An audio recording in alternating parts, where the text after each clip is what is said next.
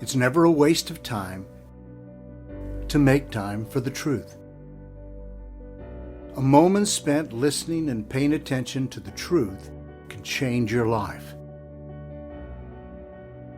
So let's take a moment for the truth.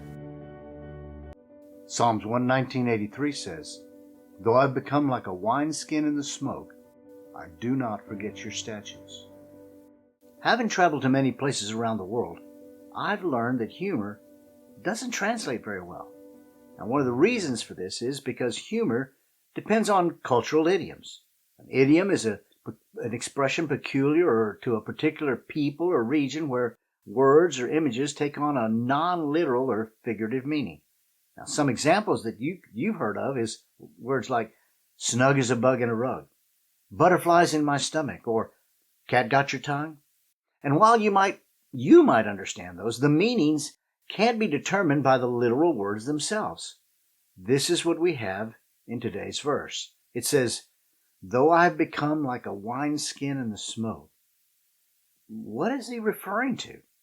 First off, let's not forget the context of this section of verses.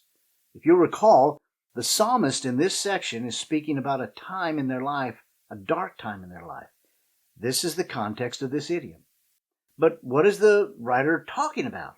Well, one writer described it like this.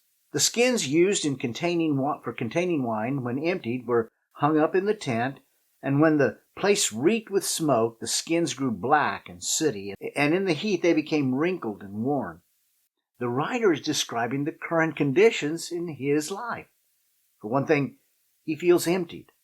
Whether through outward attacks or inward emptiness, he has nothing within him to provide resource for his life. And the conditions have continued to the point that they have literally affected his very appearance. He's battered, shriveled, dried up. You get the picture? I don't know about you, but I've been with individuals who can identify or use something similar to describe their situation, maybe at a certain time in their life. Well, the question then becomes, how did they respond? Well, some go into a spiral of doom, defeat, anger, and bitterness. They surrender to their dried up, battered situation. They are forever defined by what happened to them. Well, this is not the reaction in the psalm.